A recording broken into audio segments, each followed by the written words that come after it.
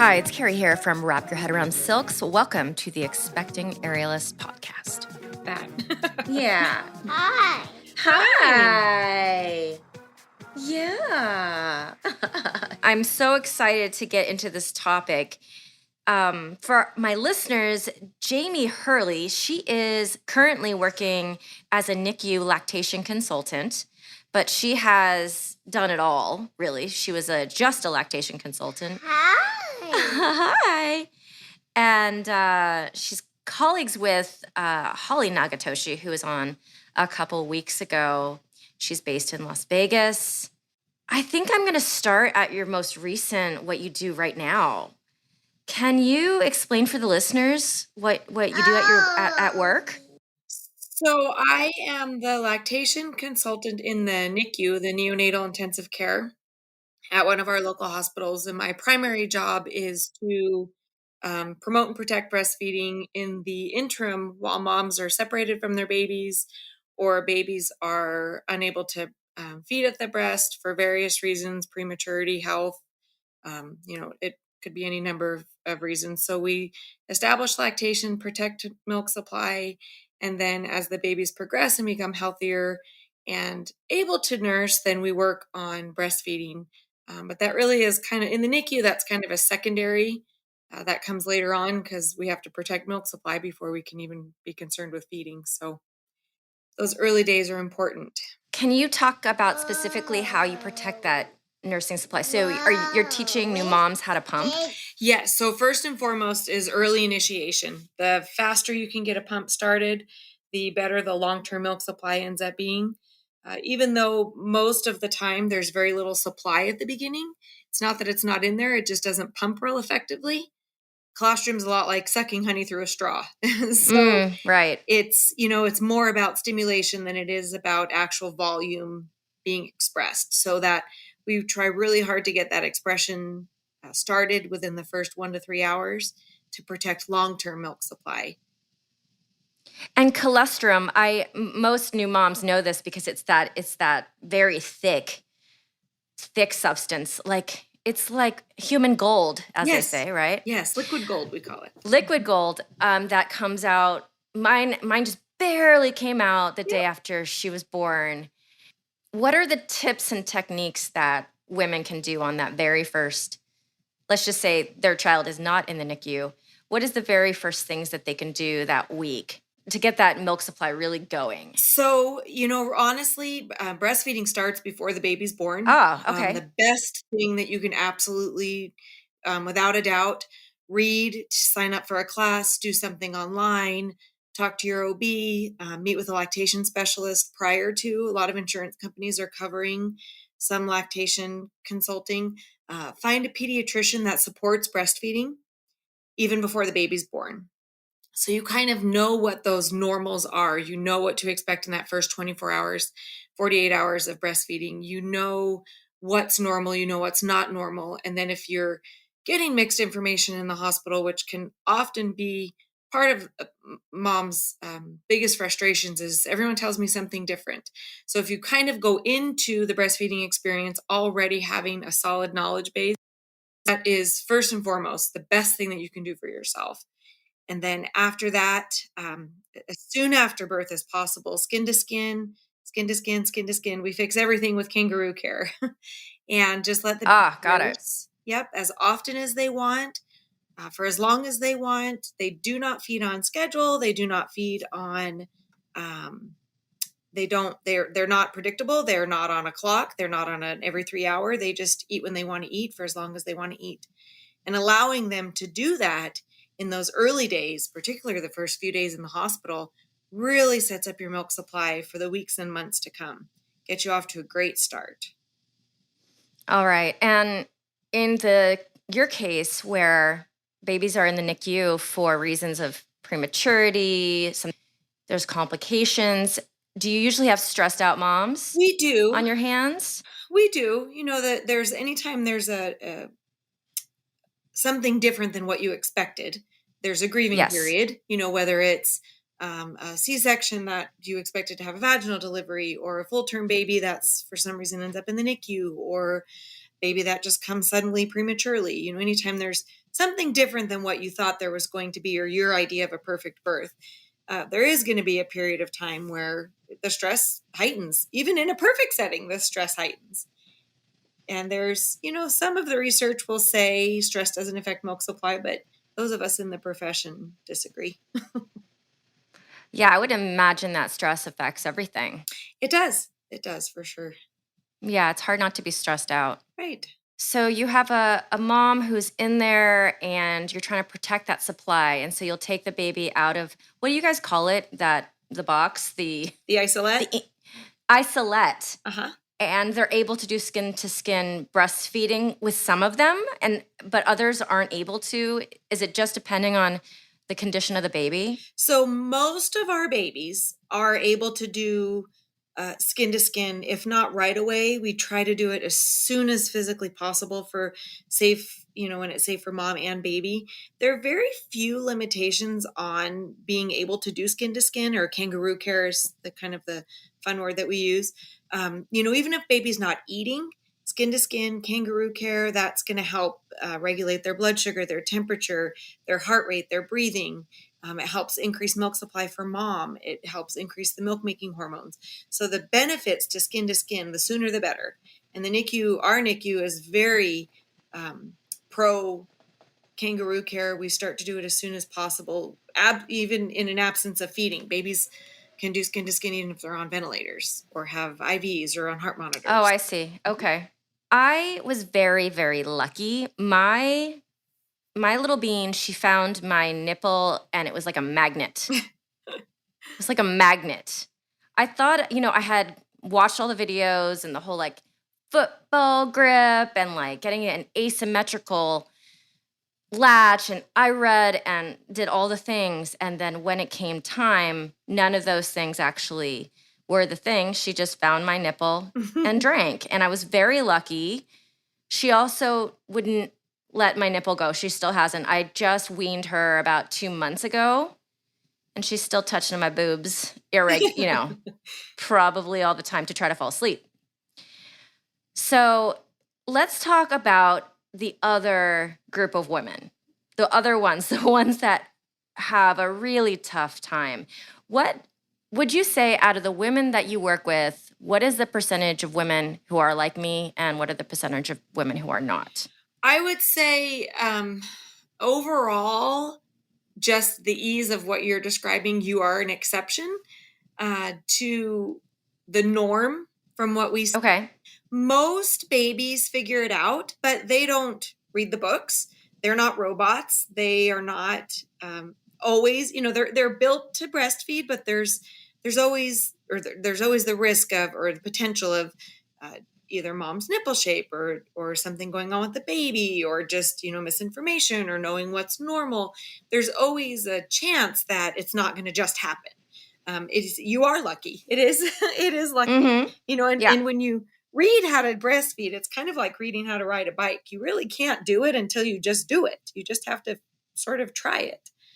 But that's, a lot of it is just not having the right information going into it. So if you have good support, good breastfeeding support, either friends that are breastfeeding, lactation help in the hospital, a good supportive partner that's going to help cheer you on, that definitely makes a big difference. So what you're saying is that I'm exceptional. Well, yes. I just wanted to say that in this particular consequence. It is correct in this particular way. Okay, so for the ladies who are not finding that magnetic thing with their baby's lips, can you talk about all of the tips that you have that work with women? So we start with watching for those early feeding cues. So way before baby's crying. If baby's already crying, you're kind of in the starving. It's a lot like you trying to figure out what you want to eat when you're already hungry. You just, the earlier you can catch those feeding cues. So they're kind of wiggling around, they're licking their lips, they're sucking their tongue, they're putting their hand in their mouth, even just simple eye fluttering. If you start to undress baby and just sort of let them gracefully and gradually try to find the nipple, it's a lot less stressful for both of you, because baby's not screaming and starving and you're not upset. And the more upset you get, the more upset they get. So if it can be kind of a calmer start, that definitely helps. We always encourage moms, if they're not asleep or eating, their babies should be skin to skin, even in a postpartum setting, because they will start to notice that they're feeling hungry a lot sooner because they can smell the milk. So they will sort of just naturally gravitate towards to where they want to be before they're starving to death. So again, right back to skin. Okay. And for the ladies that, I don't know, I had a couple friends who just tried everything and they couldn't get their baby to latch. Can you talk about that? There is, there is a small percentage of partnerships, I guess, that are difficult. Always, if you're having trouble getting your baby latched on, start with hand expression or ask to be set up with a pump, because if you've got milk supply, you continue to have options. So if you're protecting your milk supply in the absence of a good latch, you can continue to work on breastfeeding in an outpatient setting with a lactation specialist. But if you start giving too many bottles and you start interrupting the natural process, it becomes more difficult to get a baby latched on. So always, if the latch isn't going well, hand expression is a great skill for moms to learn, again, in a prenatal setting rather than in a postpartum setting. Learn how to do hand expression. When you're supplementing a baby, it doesn't mean formula. It means something other than a feeding at the breast. So being able to feed your baby with a cup or with a spoon or with a syringe while you're working on the latch of, just using hand expressed breast milk is a good option. Always get information, get follow-up from a lactation specialist. Use those resources that are available to keep working on it. Yeah, for the women that I know who have, just had their heart set on breastfeeding and the baby comes and the latch isn't happening, it can be so emotional. Oh, for sure. That's Oh my goodness. definitely part of that grieving process. Or, it's kind of like I've had one job and I can't do it. And, just get the help, get the support that's going to fix the problems. A lot of the breastfeeding problems are pretty easy fixes. And with the right support and with the right information, you can get a baby latched on. Jamie, you yourself did you say you have 2 children? I do. I have a 17 and an 18-year-old. You had them back to back? I did. They're 16 months apart. And yes, we did that on purpose. Oh my goodness. And what is it like to be a teenager mom? I would be a toddler mom any day. Okay. Yes, it is a challenge. There's not a lot of books on parenting teens. And also through a pandemic. Correct. Yeah, so online learning all year. Yep. They were home online, junior and senior year. Yep. Oh man, that is a challenge for kids and the mom. It was. They fared well. They did okay. But they had a little grief of their own, but it's okay. They're pretty resilient. Do you have, 16, 17 years ago, do you have any good birth stories for us? I had easy deliveries. Oh my goodness, that's great. I did. I had easy pregnancies, easy deliveries. I've worked OB. I could give you birth stories of things. Oh yeah.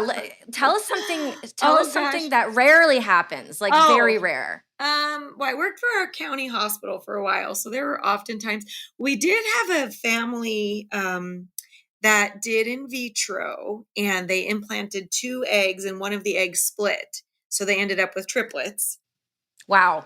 Yep. Set of identical twins. And then, so twin girls and then a little boy. So that was interesting. That was fun. They were actually the first set of triplets at the hospital, the NICU I'm working in now, or they were the first and only set of triplets that we've ever had. Wow. So that was exciting. Yes. That's my biggest nightmare, to get pregnant again, because I have 1. And to say that, to be like, oh, we want 2, Uh-huh. and then to get pregnant and to like have End up with 3. Like, yeah, I mean, it's a blessing, but man, that's a lot of babies. That's a lot of babies, especially when they're young. It's a lot of diapers. I never thought about having more than one at one time and what that actually means until I had my own. On those nights where she couldn't fall asleep and we barely got any sleep, and I can't imagine what it would be like for her to go to sleep and then for her twin to wake up. Mm-hmm.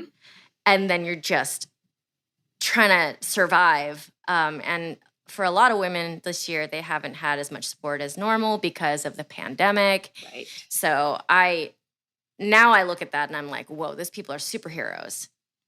I feel like the first year of having a baby, your life is just a series of naps. You don't actually sleep. You just take a lot of little naps. My question, okay, so my population is a bunch of really fearless, fit women, generally, because we're aerialists, we're either professionals or hobbyists, spend a lot of time in the air, spend a lot of time upside down. Do you see any differences with lactation and breastfeeding with that type of population? Or does that have nothing to do with anything? I would say that women who appreciate what their bodies can do and respect what their bodies are capable of, trust that their body can feed their baby.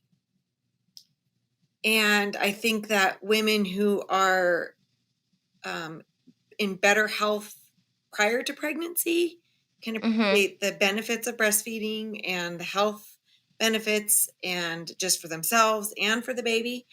But I don't know that I don't know that I've paid enough attention that I could say for certain, but I do know that when you can push yourself physically, like someone who can hang upside down and by their feet, I think that you probably have the mental capacity to push through some of the breastfeeding challenges. But I also know women who have given birth, had a drug-free birth at home, and then breastfeeding was an awful experience and they were never able to do it to the degree in which they would have liked. So I think they're two different things. The experiences can be different. Yeah, I think DNA wise, after I, had my baby, I talked to my mom and my sister. Like, my sister had an extraordinary amount of milk. My mom did not breastfeed us. Apparently, in the late 70s, it wasn't a thing. Mm-hmm. This is so funny to me. So she didn't breastfeed any of us. Right. It was a status thing if you could buy formula. You were able to buy formula. What is that about? I know. It's crazy, isn't it? Back then, and it's so expensive. It's very expensive, and it wasn't very good at the time. It was not good, healthy formula, that's for sure. That's so interesting. So I guess that wasn't just my mom. It was like, that was the social viewpoint of, yeah, for sure, of breastfeeding. And then now it's like, I feel like some women are shamed if they're not breastfeeding, which sucks too. Yes, for sure. Yeah. Just general judgment on moms is terrible, right. But just be nice to each other. Just be nice. We can. I know. Yeah. So do you feel that shame, people internalize that a lot? I can say I personally did not successfully breastfeed my babies, which is part of why I do what I do now, is because I fell right into that formula trap. I got a can of formula in the mail, and my babies were, both of them, about 4 or 6 weeks old or so. And I just thought, oh, it must be time to wean. And I was a postpartum nurse at the time, and I just did it. And so, and I did have a lot of guilt and a lot of shame, and I felt like I had to justify it in some way still. And even still, when my kids get sick, I blame it on myself, 18 years later. Oh no. It is. Yeah. I remember feeding one of my babies in the parking lot. I fed him a bottle because we were going into a play group, and I didn't want the play group moms to see me feeding him formula. So I forced him to eat before we went in. And he was like, oh my goodness. Man, and this was 16, 17 years ago. Right. Right. Wow. Oh, goodness. It just never, the mom guilt just never ends. It does It feels not. like. Nope. you know, my sister did a full year. I did like 19 months. Holy moly. I never planned to do that. And besides the fact, I talk about this all the time. Only one of my boobs wanted to create milk after the first 2 weeks. Oh, Yeah. How rare is that? that's pretty uncommon, actually. Most women have one side that produces more than the other, but there's women who have mastectomies that are able to fully nourish their babies off of one side. So your breasts are different. Your body is not perfectly symmetrical on both sides, and neither are your breasts. They're different. The breast tissue is different. The glandular tissue is different. The milk ducts are different. So it's Yeah, and uncommon. my doctor, my OBGYN, she was like, "Well, it's mechanical, so if the baby is just preferring one side, sometimes it can happen. So just pump the other side and see if you can get it restarted." And, my left boob was like, "Nope, closing shop." Not playing. Closing shop. So, it became, because she was nursing well into being a toddler, she would just crawl into the nook of my right armpit. And the cue was very obvious because after a while, she knew she wasn't getting any juice over there, you know. And then oddly too, my sister had this too. Is I feel like it's part of our DNA and just kind of runs in the family. But I would get these milk ducts, really like engorged in my armpit. Yes. How often do you see that happening? In the early days, we see it quite often, actually. You have milk ducts into your armpit. So if you're wearing a tight fitting bra or a bra that has wire in it, or if it's the side that you sleep on, or if, in a pumping setting, if the flange is in a good fit, or if you're not draining the breast completely, it can cause, I've seen women with milk ducts so enlarged in their armpit, they can't even put their arm down. So it does Whoa. happen. Yeah. But does that filter into the milk ducts in the boob and then eventually come out? Well, yeah, the milk ducts are, so when you're engorged, when you have milk ducts that are engorged, when you drain them effectively, then it comes out. Engorgement shouldn't be a state that you're in all of the time, because if you're engorged, you're sending a message to the breast that you're making too much milk, and then it'll actually slow down milk production. So you have Right. something that you want to fix. Aside from being painful, it does affect your milk supply. Okay. And for the aerialists out there, like I couldn't do hammock, arms in the hammock for almost 2 years because it would just kind of put pressure on my milk ducts in that space, my armpit, and it was so painful. I don't know if it would have hurt, if it would have been bad for me internally, but it was just really painful. And So, if your body's telling you it hurts, it's wrong yeah. most of the time. Okay. So just don't do it. Can you talk about engorgement and how to deal with that if your baby's born, you're in the first couple weeks? What are the measures that you take to calm engorgement down or just deal with the pain of it? No, you want to try to work through it, because it creates different hormones when you're in an engorged state. It's trying to fill a full dam. And so if the dam's too full, then it slows down the milk production. So you want to try to fix it. Oftentimes what moms will do is, in the interest of trying to make more milk, moms always are concerned with that they're not going to make enough milk. They'll be breastfeeding and pumping. And then you're telling your body to actually make too much milk. Well, you're making more than your baby can eat, you're going to end up engorged. Or if babies are getting bottles and there's longer gaps of feeding time between feedings, you could potentially end up engorged. It's fairly common in those first few days to a week to have some degree of engorgement, and you really just kind of want to nurse through it, nurse on demand, pump if you need to, but don't pump continuously, because you're just going to perpetuate the problem. So you kind of pump to comfort, but really try to let the baby regulate the milk supply. And then Okay. you can use, there's some old wives' tales with cabbage leaves and that kind of stuff. You just have to be careful, because you can overdo that.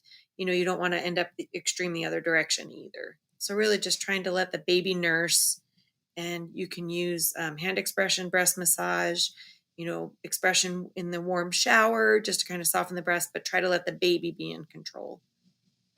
Okay. And then let's go to clogged milk ducts. Let's go to that and mastitis, because I know for some women I never experienced mastitis, and I just hear it's so painful. So yeah, mastitis, you feel like you got run over by a truck. It's very painful, fever, flu-like symptoms. Really? Yeah, it can be bad. And we try not to overprescribe antibiotics, because that creates a whole new avenue for new problems. But definitely get in touch with your OB if you are starting to feel like you've got flu-like symptoms. We want to make sure that it's not yeast. So you have to differentiate the difference between mastitis and yeast versus just a painful latch. But in any of those Yeast cases, in the nipple, yeast in the nipple, yeast in the... so it would be thrush, and it can be on the surface of the breast, on the nipple, and it also usually it's in the baby's mouth as well. Oh, so it's coming from the baby's mouth. It's coming from warm, dark, sugar, moist. It's just a breeding ground for thrush. I or see. Yeast. Okay. Yeah. So mastitis does need to be treated, though. Some doctors will always write a prescription or call in a prescription for antibiotics. Some doctors kind of like to see what happens. Either way, though, you want to continue. Don't stop nursing on that side. There's nothing wrong with the milk. It's still good for the baby. The infection is not in the milk duct. The infection is around it. The worst thing you can do for mastitis is to stop nursing. So you want to try to nurse through it. If it's too painful, then you can go ahead and pump that side, but don't cut it off completely, because it'll just make the problem worse and then affect the milk supply. The infection is inside the blood vessel. It's inside the tissue. It's not in the milk duct itself. It's not in the milk ducts. Oh my goodness. I learn something new every day. Interesting. And so it's not really linked to engorgement. Like, then how does mastitis... It can be linked to engorgement. It's an introduction of bacteria into the skin. So if there's a breakage, if there's irritation from a poor latch, if there's, if the baby's caused any kind of damage on the nipple, if you're pumping and using the wrong size flange, that's how it can end up in the tissue. Sometimes some women are just prone to mastitis for various reasons. It can be very uncomfortable, but the antibiotics medication usually do a pretty good job at knocking it out fairly quickly.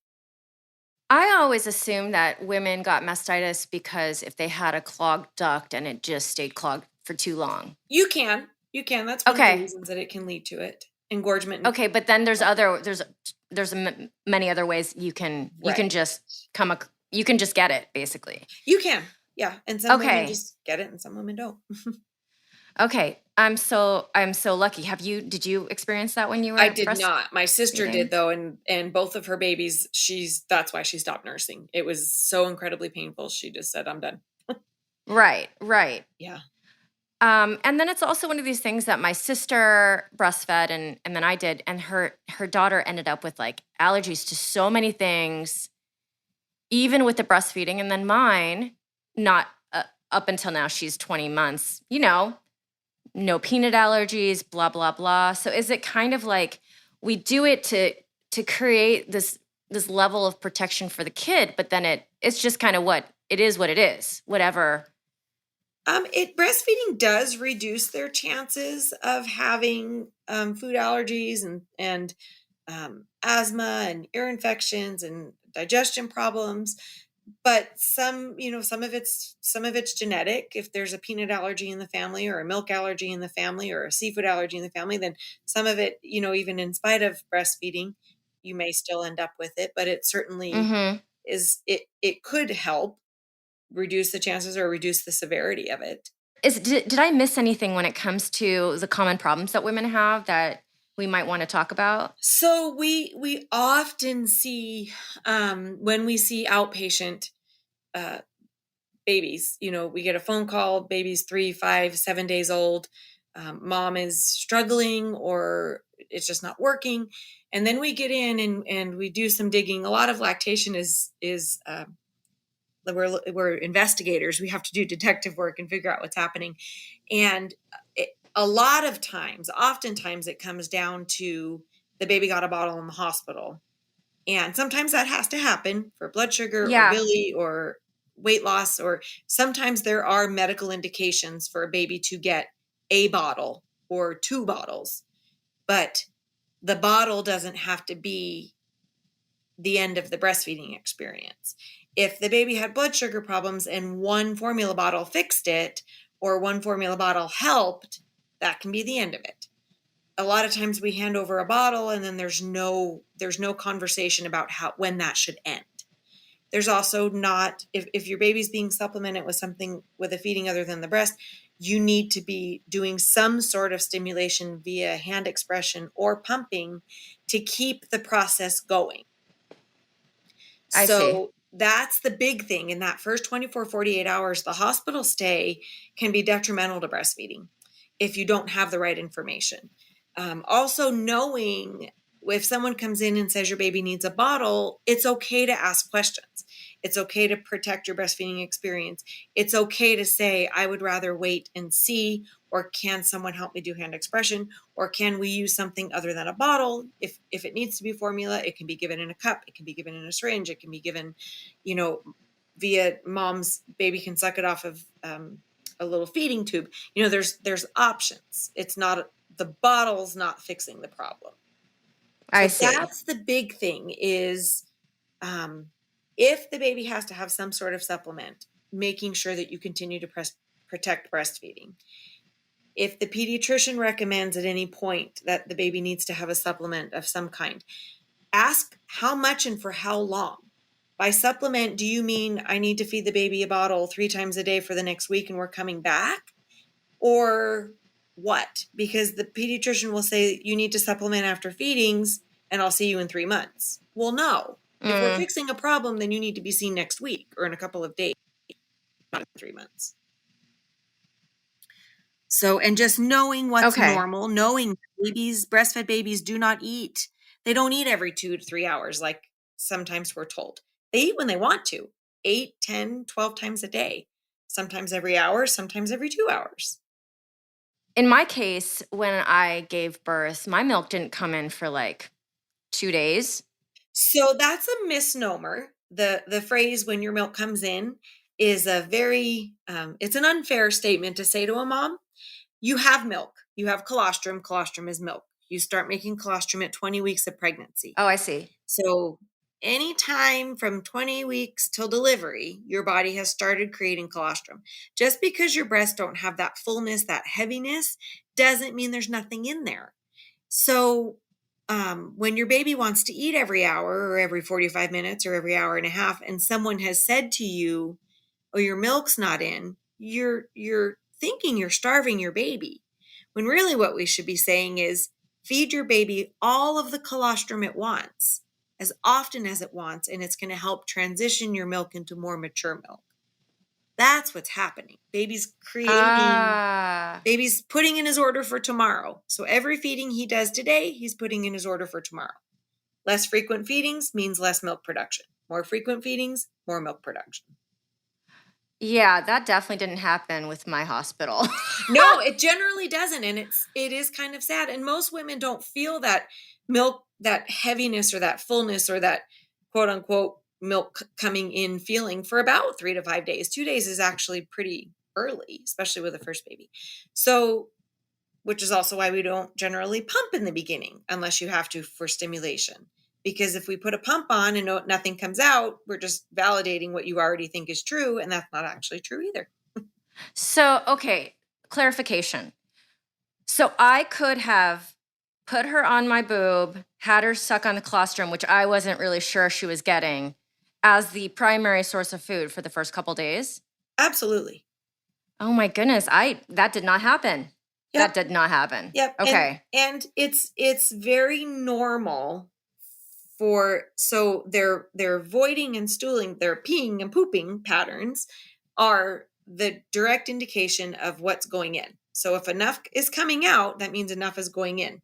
In their first 24 hours of life, they only have to have one wet diaper and one dirty diaper in order to be considered well nourished. Day 2, 2 of each. Day 3, 3 of each. Day 4, 4 of each. So that's how you know your baby's getting enough to eat. Peas and poops. Oh, and what is this breastfed baby's poop supposed to look like? Is there supposed to look like? So at first it's going to be that meconium, that thick, dark, sticky kind of jelly ish, messy, difficult to wipe, and then it will start to transition, and it sort of transitions with your milk as your milk changes, and then you'll see transitional stools, and then breast milk poop looks like mustard seeds, so it can vary in color a little bit. It resembles diarrhea, which can sometimes make parents a little bit nervous, but it should be a little bit liquidy. It should have kind of a seedy, mustardy looking consistency. But it can be, some variation of that color. You want to make sure it's not bright green, make sure there's no bright red blood. And then the urine should be pale yellow. If you're noticing that the urine seems dark, then you would consider whether or not the baby's dehydrated, and probably either at that point give a bottle or have the baby seen by the pediatrician. Oh, this is so interesting. I was never told that even at this point. Okay. I feel like this podcast, I learn something new every day. Good. It's just endless. I think that last thing was that is a surprise to me. I just didn't know that. So I'm really glad that you shared that. Thank you. Oh my goodness. One of the best things I would say, probably you asked at the beginning about just kind of knowledge, equipping yourself. Mom, watch a hand expression video. They're usually 3 minutes long. Find one on YouTube, find one on a breastfeeding website, find one somewhere. Hand expression, you can supplement your baby with several more cc's of colostrum from a spoon or from a little medicine cup if you can effectively hand express. And that will save you a lot of arguing in the hospital about giving formula. I see. Okay. That's so good to know. Wow, Jamie, you are such a great resource. Are there websites that you feel like are great resources that, if you're living in another country, you could access? So Stanford University actually has a really great breastfeeding section. They do have a video on hand expression, stanford.edu. Okay. They've got a great one. The Leche League is international, I believe. I think they're international. Okay. Great. The Southern Nevada Health District or the Southern Nevada Breastfeeding Coalition, you can go on their website, Southern Nevada Breastfeeding Coalition, and they've got a list of resources available that anybody can access. They're just websites in different places. Be careful what you Google, just like anything else. Just because you're on the internet doesn't mean it's true. Breastfeeding classes, the WIC, I know in the U.S., WIC offers breastfeeding support. So any kind of, if you're doing the WIC or supplemental nutrition, they offer breastfeeding classes. Most hospitals provide a breastfeeding class. Either now they're doing them virtual or in person. So part of your childbirth education, you should also take a breastfeeding class. That helps too. And then check with your insurance company and see if they'll connect you with a lactation specialist. Okay. Yeah.